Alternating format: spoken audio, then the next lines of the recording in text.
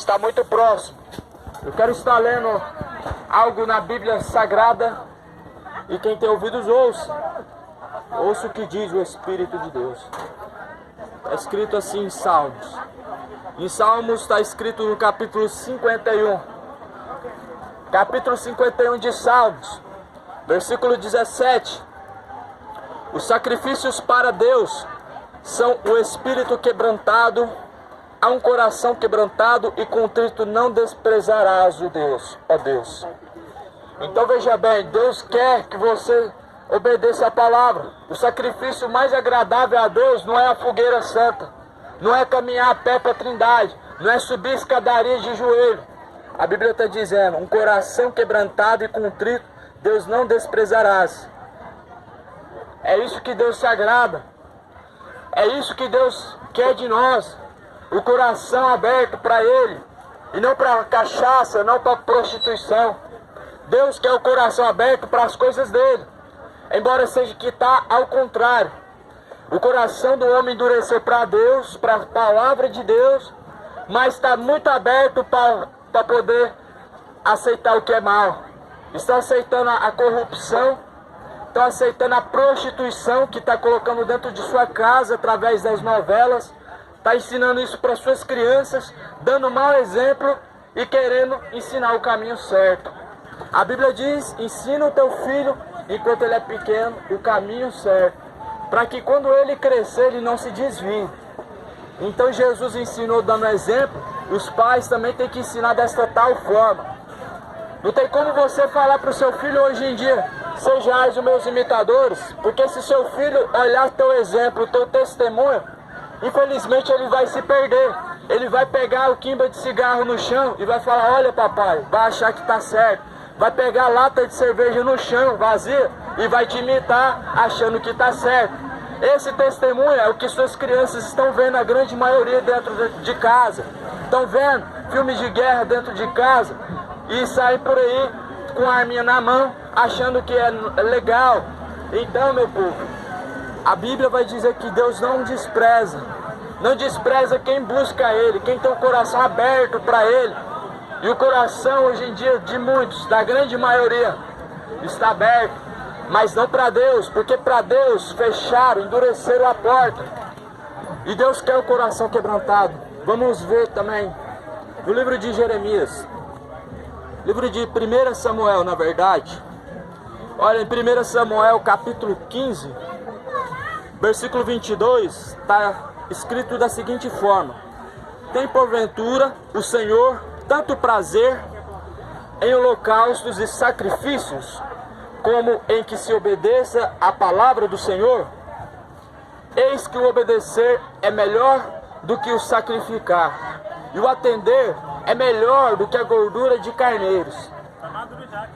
Então, por que eu estou lendo isso? Porque dezembro, para quem não sabe, é onde vão fazer aquela campanha da fogueira santa, a falsa fogueira santa, uma campanha mentirosa e satânica. Sim, é satânica. Então, veja bem, Deus não quer dinheiro, Deus não quer o que vem do seu bolso. Muitas pessoas acreditam que vão chamar a atenção de Deus, vão agradar a Deus, tirando o dinheiro do seu bolso. E não é. A palavra de Deus está desmitificando isso, que Deus não quer o dinheiro do teu bolso. Para que Deus quer dinheiro, sendo que Ele é dono do ouro, dono da prata, dono dos céus e da terra? Tudo foi feito por Ele, para Ele, através dEle. Então por que Deus se agradaria do dinheiro? Sendo que a Bíblia vai dizer que o dinheiro é a raiz de toda espécie de males. E caindo nessa cobiça, muitos se desviaram da fé. Mas peraí, pregador, eu nunca ouvi isso dentro da Universal. Dentro da Universal fala ao contrário, que se você dá, você recebe. Ao ponto de que eu vejo testemunho de pessoas falando que tem que sacrificar 100%, não pode nem deixar o aluguel em casa, nem o dinheiro da conta de água e energia, tem que ser 100%. E quando passa fome, quando passa necessidade, eles vão lá ajudar? Não vai. Eles falam para que você faça outra fogueira santa. Não, Deus vai te abençoar, faz outra fogueira santa. Então a Bíblia está desmitificando, desmascarando essa seita demoníaca. Sim, tem muita feitiçaria dentro desse lugar. Esse lugar que muitos acreditam que é a igreja de Deus. Está cheio de feitiçaria. Receba a nossa comitiva do nosso prefeito. Vanderlan Cardoso é 55. Vamos ver também. Vamos ver também na Bíblia Sagrada. Na Nova Aliança. Está escrito em Mateus. Mateus capítulo 9. Versículo de número 13. Está escrito assim: misericórdia quero e não sacrifício, porque não vinha chamar os justos. Essa vai ser a política do diabo, hein?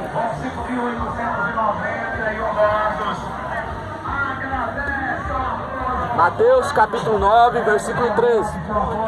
Misericórdia quero e não sacrifício, porque não vinha chamar os justos, mas os pecadores ao arrependimento.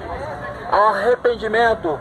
É misericórdia que Deus quer, obediência, e não sacrifícios humanos. Porque o sacrifício para Deus verdadeiro é um coração aquebrantado, como está escrito em Salmos, como eu li agora há pouco em Salmos 51. Um coração quebrantado para Deus é o verdadeiro sacrifício vivo. Então não é R$1.000, não é o seu carro, não é a sua casa que vai chamar a atenção de Deus. Você só vai chamar a atenção de Deus quando você começar a obedecer a Ele.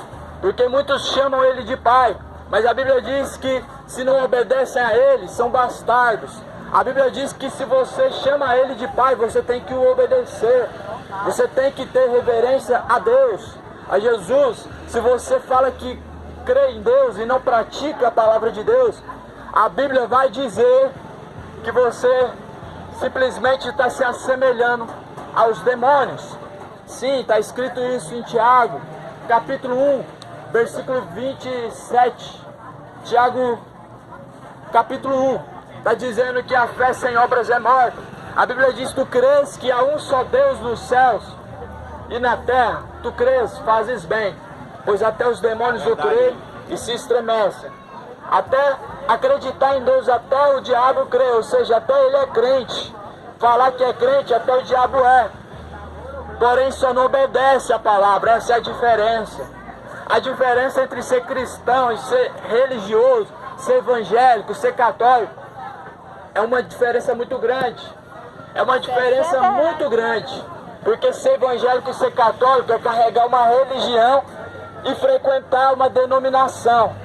Agora ser cristão é seguir a Cristo, é ser discípulo, é obedecer a palavra, é andar conforme Jesus andou, é buscar aborrecer a sua própria vida, deixando o pecado, se negando às práticas malignas deste mundo. Ao ponto que em Tiago, capítulo 4, e versículo de número 4 também, vai dizer da seguinte forma: adúlteros e adúlteras, não sabeis vós que a amizade deste mundo, este mundo, é inimizade contra Deus, é inimizade contra o Deus dos céus, o Criador dos céus e da terra? Mas o que seria inimizade? Amizade com o mundo e inimizade contra Deus. Vou dar exemplos. Inimizade contra Deus é você fazer o contrário do que Ele mandou. Ele falou: sede sóbrios e sede vigilantes. Quem hoje consegue guardar essa palavra e anda atento? Sobriedade vem de atenção. Atenção e sobriedade é a mesma coisa. A atenção que Deus quer é na palavra. É que você esteja atento aos sinais que Ele está enviando nos céus e na terra. É atenção nas profecias que está se cumprindo. Mas quem consegue nos dias de hoje ter essa sobriedade e guardar esta palavra? Vemos pessoas em frente à Netflix, em frente a novelas, estão com a sua atenção totalmente tomadas. Vemos pessoas em mesas de bares, se embriagando, estão com a sua atenção totalmente desviada. Desviada dos céus, desviada da palavra de Deus. Quem consegue nos dias de hoje ser imitador de Cristo, seguir a Cristo, querer ser salvo, todo mundo vai querer. Se eu perguntar agora quem que quer ir para o inferno, ninguém quer ir. Mas muitos acreditam que Deus não há de condenar no Hades do fogo. Mas a minha Bíblia diz que sim. Tanto a minha Bíblia cristã, como a Bíblia católica, que eu tenho lá em casa também. Mateus capítulo 6, diz da seguinte forma: e não temais aos que matam o corpo, e que com a alma nada pode fazer. Essas palavras é de Jesus, ele que transmitiu essas palavras. Aí ele diz: uma coisa eu te digo, temam aquele que além de matar o corpo, lança a alma no inferno. É a Deus que nós devemos temer. É Deus quem lança a alma no fogo, do tormento. E é por isso que nós devemos temer a Ele, porque Ele não vai colocar num bom lugar se você não buscar. Se você não buscar a Ele. A Bíblia diz: buscai ao Senhor em primeiro lugar da tua justiça, as demais coisas Deus vos acrescentará. Mas espera aí, pregador, Deus condena uma pessoa? Condena. E se ele não conhecer a palavra? Condena também. Aonde está escrito isso? Em Romanos, capítulo de número 1. Em Romanos capítulo 1 tem essa resposta. Então quer dizer que Deus ele condena o inocente? Não, Deus não é injusto para condenar um inocente. Embora seja que nós temos em nossas mãos o livre-arbítrio, que seria a decisão de escolha, e é por isso que nós somos condenados. Olha aqui, eu vou ler para você em Romanos, capítulo de número 1, se não me engano está no versículo de número 27. Romanos capítulo 1, versículo 28. E como eles se não importaram de ter conhecimento de Deus, assim Deus os entregou a um sentimento perverso para fazerem coisas que não convêm. Não se importaram de conhecer a Deus, assim Deus abandonou o homem, abandonou a mulher para as paixões dos seus corações, para o sentimento perverso que habita dentro do seu coração.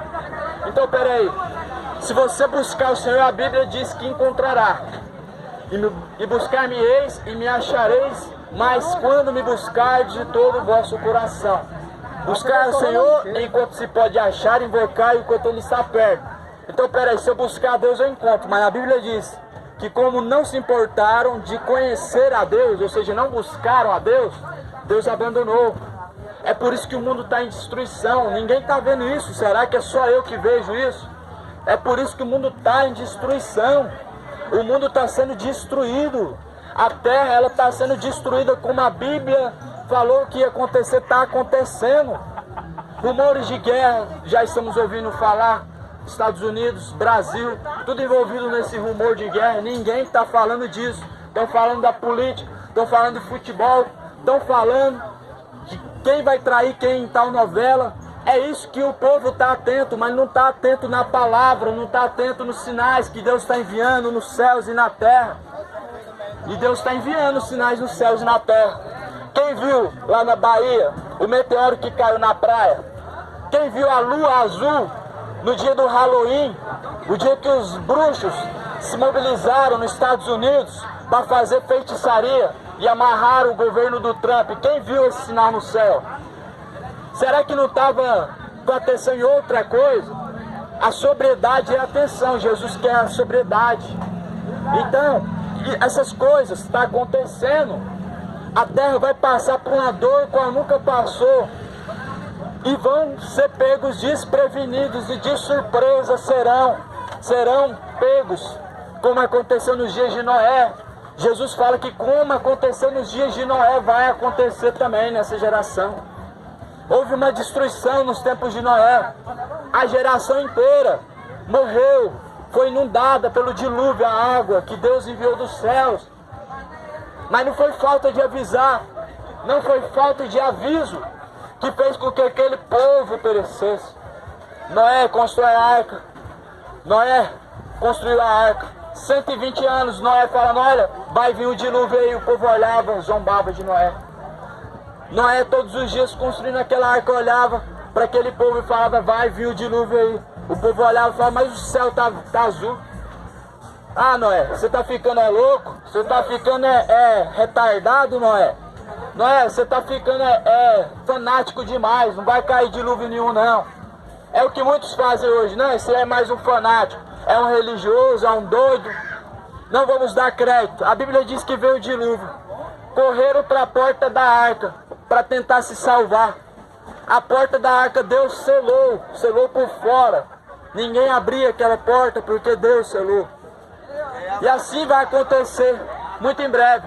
A porta da arca é a salvação, que é Jesus. Para entrar na salvação, para salvar a tua alma, é Jesus Cristo. Em João 14, versículo 6, Jesus fala: olha, eu sou o caminho, a verdade, a vida. Ninguém chega ao Pai senão por mim. Então nós vemos que tem uma porta aberta, e essa porta é Jesus, para salvar a tua alma. Deus, Ele perdoa. Não tem pecado que Deus não perdoa.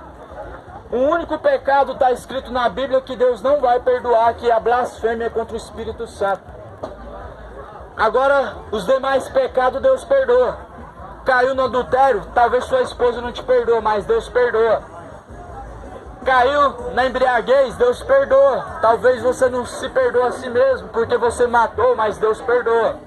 Embora seja que o arrependimento, o verdadeiro arrependimento é quando você deixa de praticar essas tais coisas. Aí você se arrependeu. Agora, se falar que matou e se arrependeu e continua matando, não arrependeu. O arrependimento verdadeiro vem de deixar os tais atos, de deixar tais coisas malignas. Então Deus perdoa. Um pecado está escrito na Bíblia. A Bíblia vai dizer que Jesus expulsava demônios. E ali os fariseus olharam para aquela situação e apontaram o dedo e falavam: ele está expulsando demônio pelo espírito dos demônios, pelo espírito do Beelzebub. Aí Jesus ele fala uma parábola: um só pecado, todo pecado que o homem cometer, tanto contra o Pai, contra o Filho, será perdoado. Mas a blasfêmia contra o Espírito Santo, essa não lhe será perdoada. Naquele momento que os fariseus falavam que Jesus expulsava demônios pelo espírito dos Beelzebub, eles blasfemavam contra o Espírito Santo que estava dentro de Jesus. O Espírito de Deus habitando dentro de Jesus, eles falando que o que estava dentro de Jesus era o espírito dos Beelzebub. Então é esse pecado que é a blasfêmia. É esse único pecado que Deus não vai perdoar. Como, por exemplo, está aqui esse miserável, falho, pregador da palavra de Deus. Você fala: esse aí está endemoniado, ele está pregando pelo espírito dos demônios. Blasfemou contra o Espírito de Deus, porque o que habita dentro de mim, se for o Espírito Santo, você chamou ele de demônio. Então esse é o único pecado que Deus não vai perdoar. Mas você que hoje me ouve, quem sabe está caído no vício, no adultério, na prostituição, masturbação, está em terceiro, quarto casamento, que é adultério perante a Deus, Deus, Ele perdoa. Mas você deve deixar esses maus caminhos. E um recado e uma dica eu deixo desde já para vocês. Desde já eu deixo a dica para vocês. Façam isso quanto mais rápido possível. Conserta teus caminhos perante a Deus o mais rápido possível. O cerco está se fechando. Está se fechando, o caminho está se estreitando. Você que me ouve agora, o caminho está estreitando, o cerco está se fechando, pois é o princípio das dores, sem dúvidas. É o começo do fim. Por isso aproveita enquanto você tem chance para buscar ao Senhor, para consertar os teus caminhos perante ao Deus dos céus, porque Jesus vai vir muito em breve. Os sinais estão indicando. Os sinais estão escritos em Mateus 24. Tudo indica que Jesus vai vir muito em breve, a qualquer momento, a qualquer hora. A nossa salvação está em risco. A qualquer momento o Filho de Deus, o Filho do homem, Jesus Cristo, pode voltar. E como que está a sua vida perante ao Deus dos céus? Como estão os teus caminhos perante a Deus? Muitos candidatos vão dizer: eu sou ficha limpa. Nunca matei, nunca roubei, nunca mexi com o dinheiro do povo. Mas o coração, como que está a sua ficha diante de Deus? Porque talvez por fora parece que está uma mil maravilha, parece que está bonito, parece que está limpo. Mas como está por dentro? Como está por dentro? Porque nossos sentimentos Deus pesa numa balança.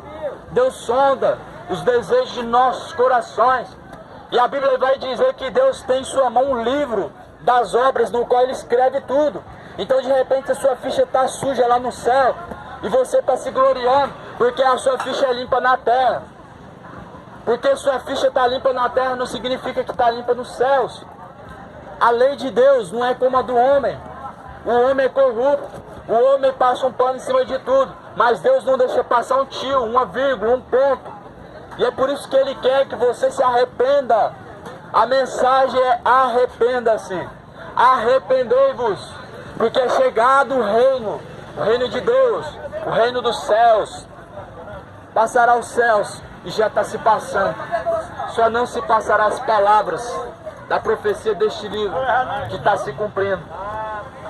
Pois que Deus possa abrir o seu entendimento, que você possa buscar o Senhor enquanto se pode achar. Você vem invocar a Deus enquanto Ele está perto. Pois a mensagem de Deus é esta: arrependa-se, arrependa-se, porque é chegado o reino dos céus.